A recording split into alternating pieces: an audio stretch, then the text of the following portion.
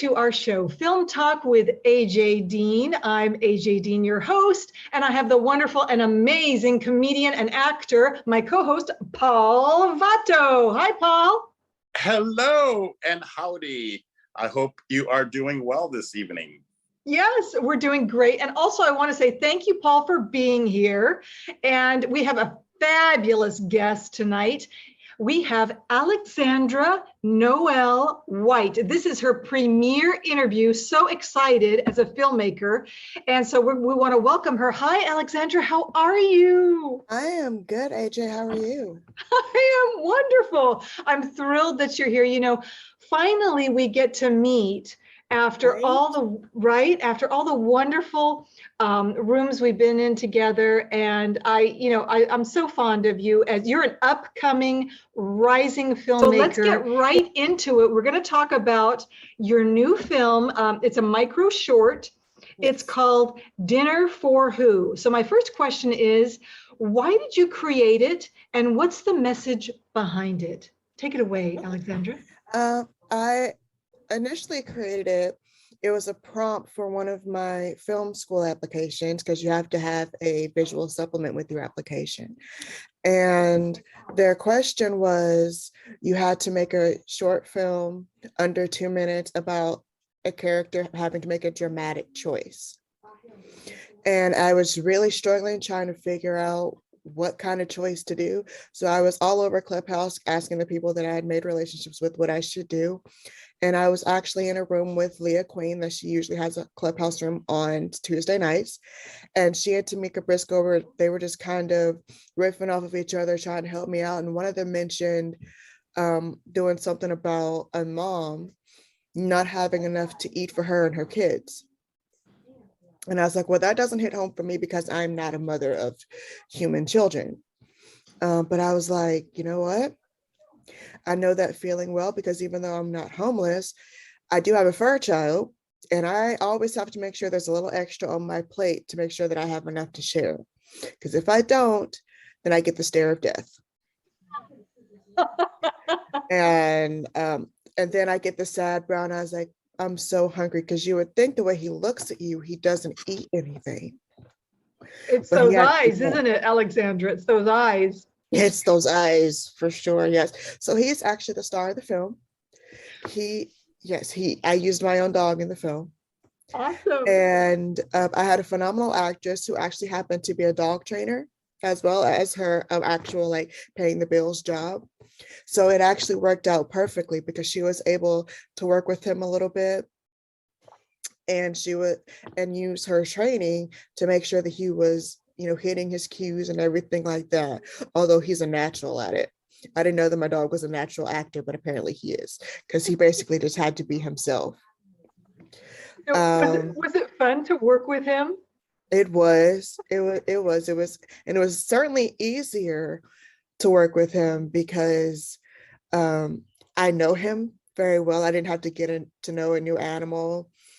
A lot of the scenes where he's walking towards the camera he's actually walking towards me off camera. Oh, how cute. I do have some behind the scenes video that I'm going to be putting up on my YouTube channel leading up to the premiere, which will be sometime this spring when I get my admittance decisions from the schools I applied to. Wow, this is exciting. This is so exciting. Don't you think, Paul? 100%. And you always hear that, either newer filmmakers or, I guess filmmakers in general always find it so difficult to work with animals and with children. They always almost recommend against that because, of course, with kids, there has to be schooling and, shorter hours, I believe, things like that.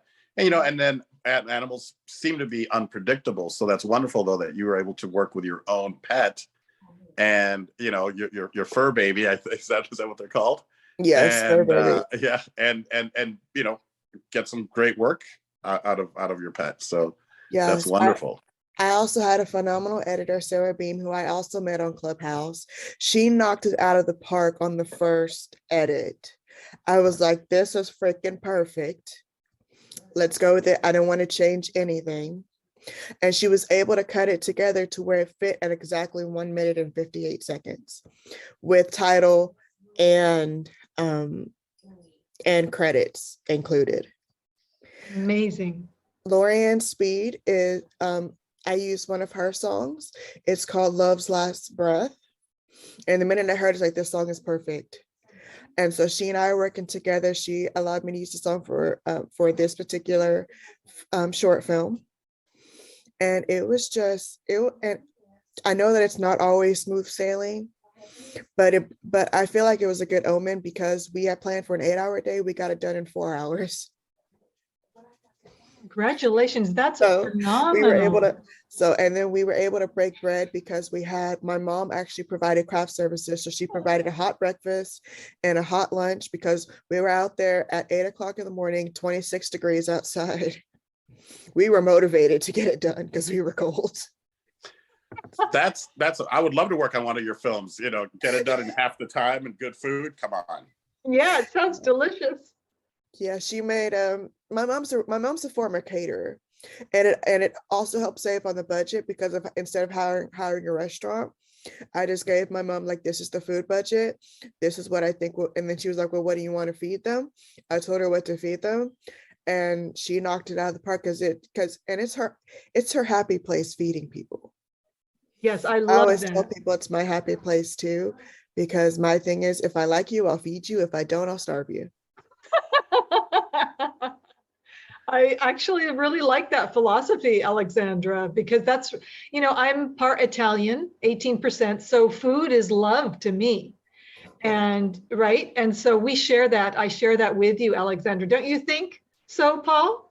100%. And, you know, actors are willing to work for little pay, no pay, but you have to feed them well. You know, and because I've worked on projects where they're like, hey, you know, we have a very small budget, you know, here's $100 or a couple $100 a day. And I'm like, well, that's, you know, it's well below my rate, but what's your food, what's the catering look like? What's the craft services look like?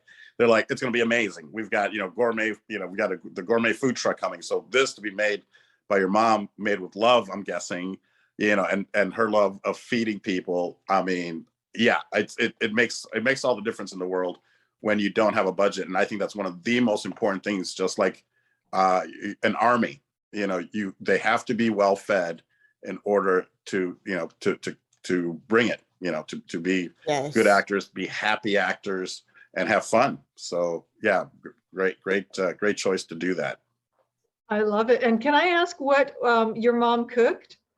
For breakfast, she made mini stratas, which are the Italian version of bread puddings. Or quiches, I'm sorry, the Italian version of quiches. And they were amazing. And she made them in like little mini muffin pans so that you could take them on the go. And then for lunch, she made chicken and noodle soup with mushrooms. Oh, nice. Oh, I love that. Oh my gosh, I'm salivating just hearing all of those delicious recipes your mom made with love. Can you tell her thank you so much? It's what it's all about, isn't it? Yeah, she's always supported me in whatever I wanted to do, because it's taken me 29 years to figure out what I want, my place on this earth is.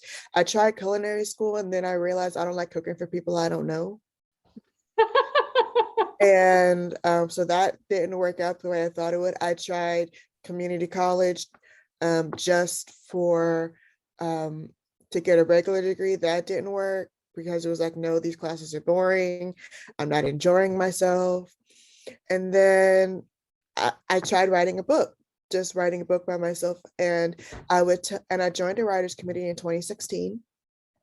And we meet every Sunday at McAllister's Deli from 6 until they close. They know us very, very well.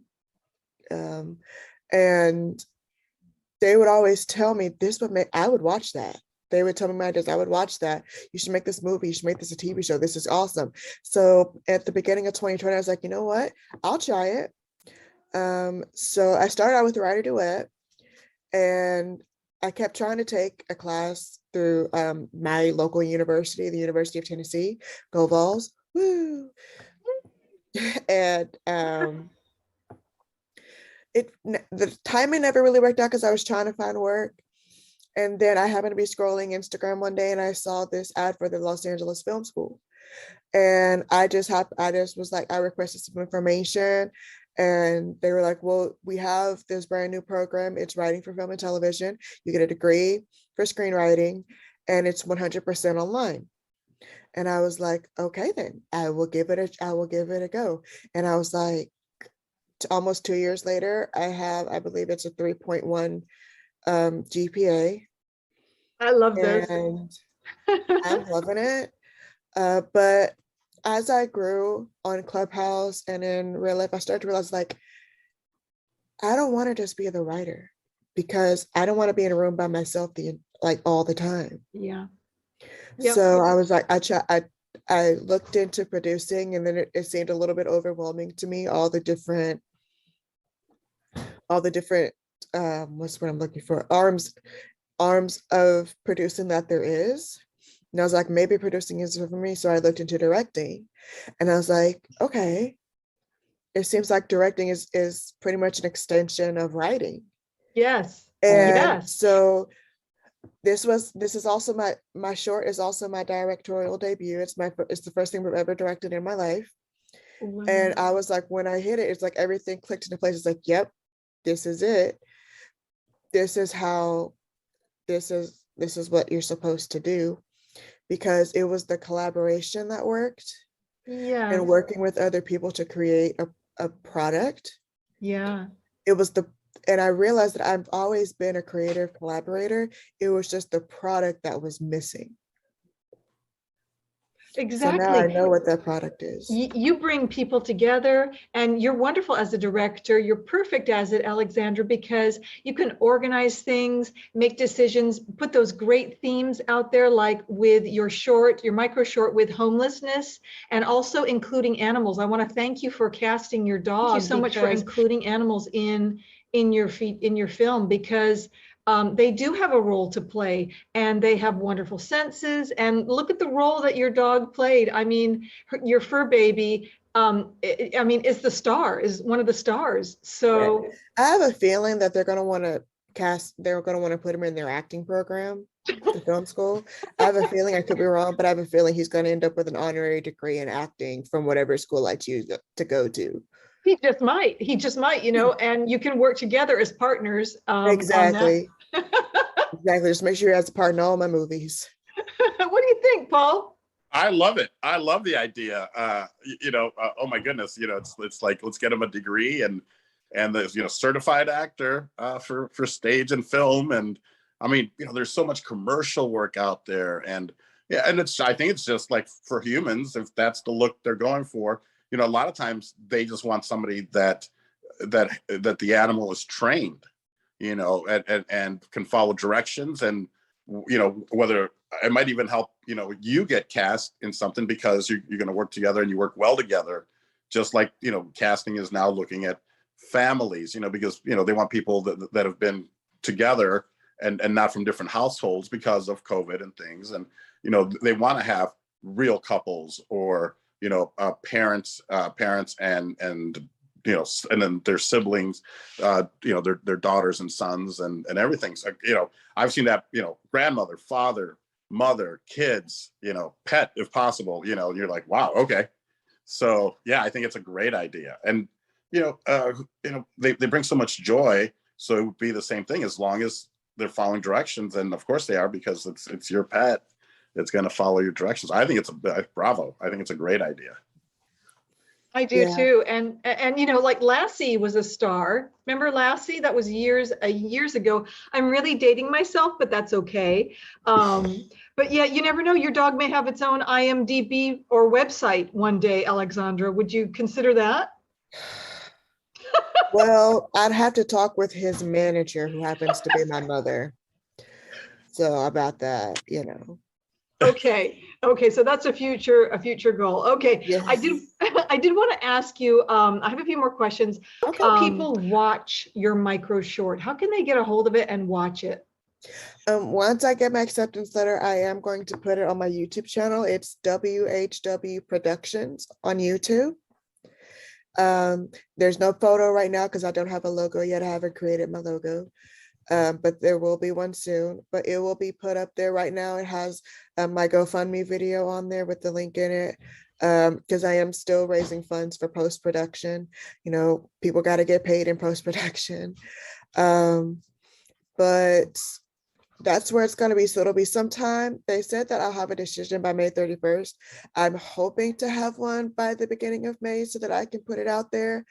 So there's that. And then I am excited to try. I didn't get a chance to say it in Judah's room, AJ. You're in LA, right? I'm in Portland, Oregon, and Paul is in Las Vegas, Nevada. Okay, because I was going to say, actually, the week of March 6th, I'm going to be in LA. So if you feel like driving down for a day, I would love to meet you actual like face to face in person for like lunch or something. How wonderful. IRL in real life, of course. Yeah. Oh, wouldn't that be wonderful? I'm going to have to see if Jeff can get off work. He's got a really tight schedule, but I would love to. One day, we must meet one day in real life. Don't you say, Paul, don't you think? 100%, of course. And what better place than, LA, Hollywood, I'm actually going for a film panel. One of my mentors, her name is Cheryl Bedford. She's the founder of Women of Color Unite. We love Cheryl. Yes, she and another woman that I know, Shakisha Williams, have partnered with another nonprofit to put on a panel about sizeism and fat phobia in Hollywood. It's going to be Tuesday, March 8th from 10 a.m. to 12 p.m. Do not ask me off the top of my head. I cannot remember where it is. It's in downtown Los Angeles. I do know that. So I'm flying in for that. I'll fly in Sunday, and then I'm taking a tour of the University of Southern California campus on Monday, and then the panel on Tuesday, and then I fly back out Wednesday morning. That's going to be kind of a whirlwind so much trip. fun. Yeah, it's going to be whirlwind, but a lot of fun. A lot of fun. Yeah. But I'm going to get to meet some of the people in person, like Cheryl, Tamika, Shakisha.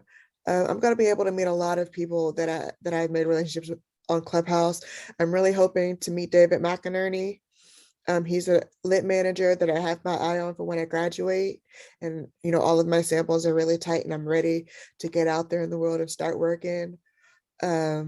He's pretty much number one on my list of lit managers. I have a list of top 3 and he's number 1. But just to get to meet him, because he's also been instrumental in learning the business side of the because it is of the film business. Absolutely. And one day, once I get into LA, obviously I'll have more opportunities when I come to LA to stay in August for school. I'll have more opportunities to meet people. Paul Gallo is another mentor of mine who I really, really want to meet. I believe he's in Oregon too. I'm not sure it's Portland, but I know he said he was in Oregon because I asked him if he wanted to meet up.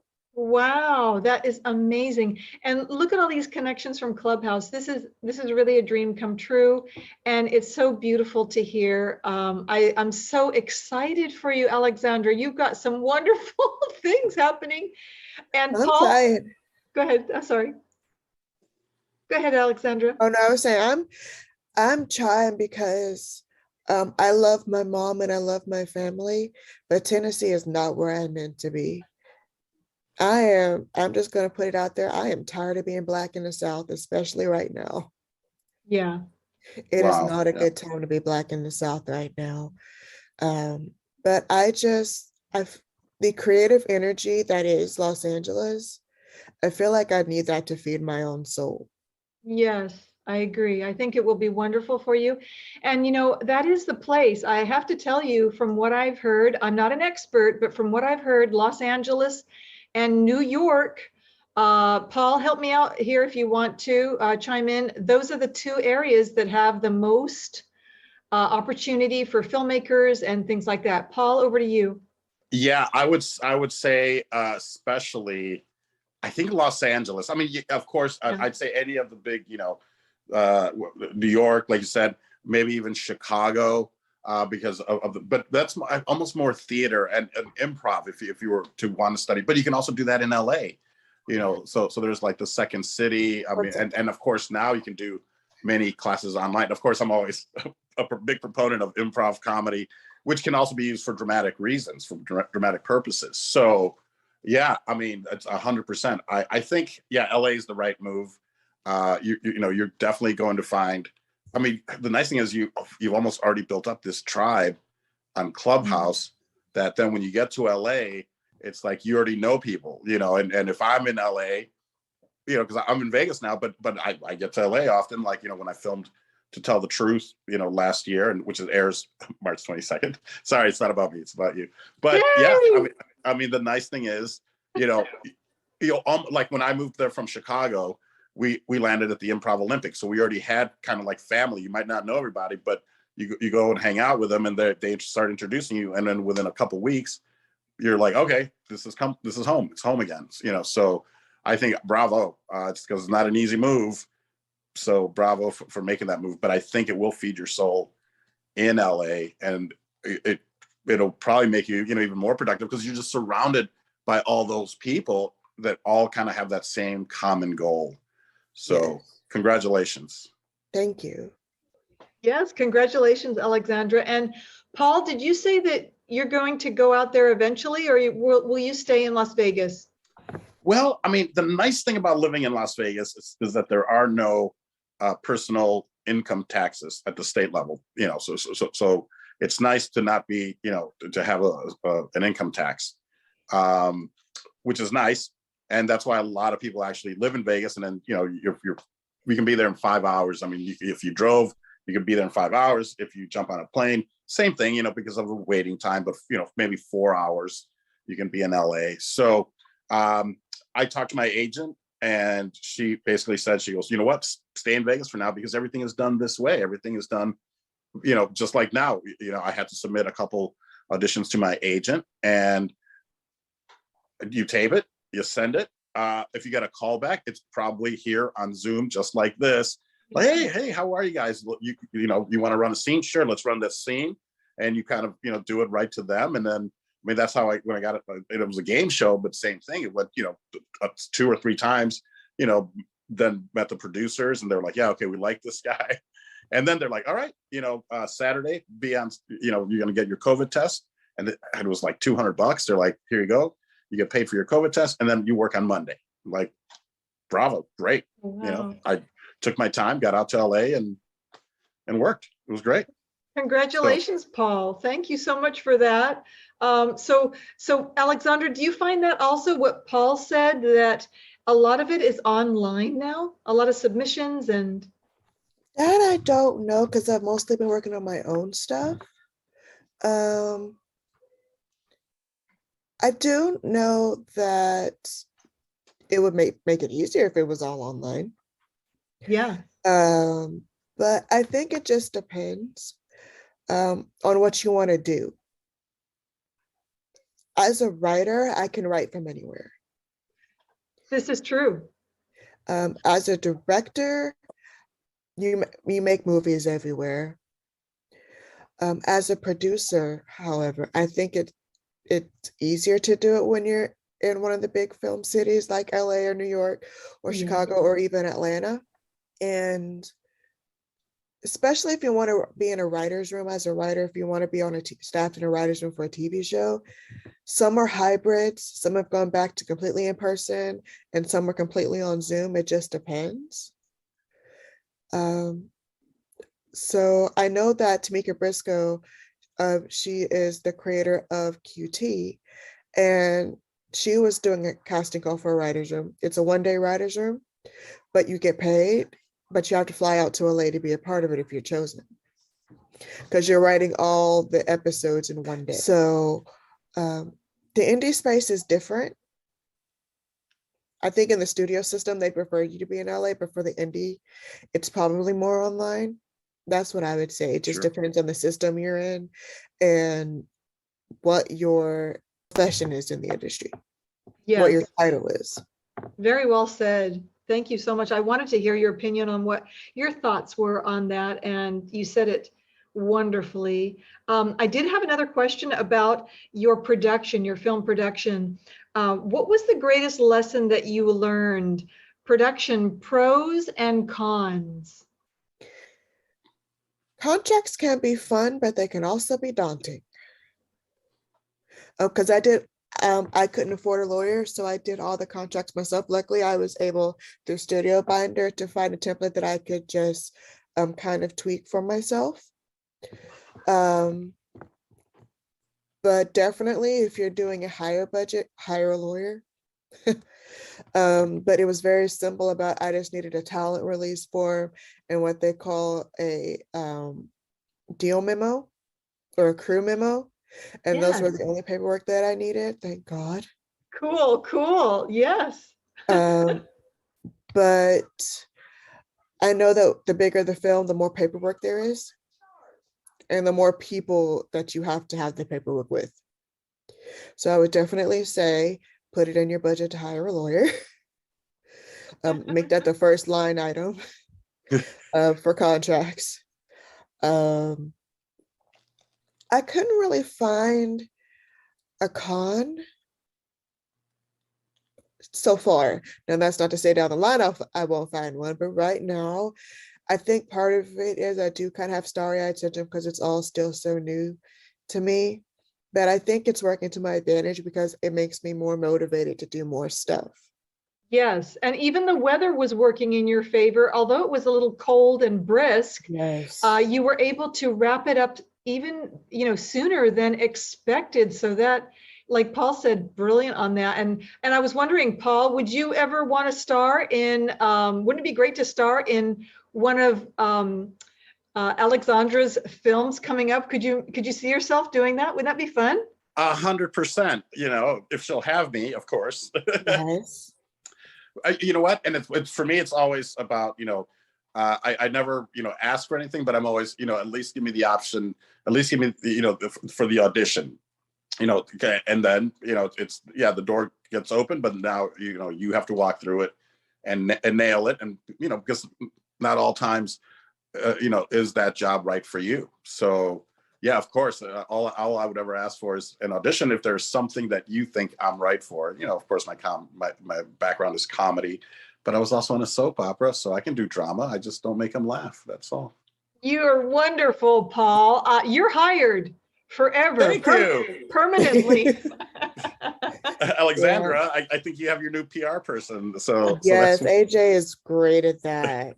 Yes, I'm just, love AJ. Thank you. We love you too, Alexandra. And I'm doing the happy dance. We usually do the happy dance on here because we're happy. We encourage everybody. We love everybody. We support each other. This is the new Hollywood. This is moving forward. And you're part of that, Alexandra. And I'm so, so proud of you. Right, Paul?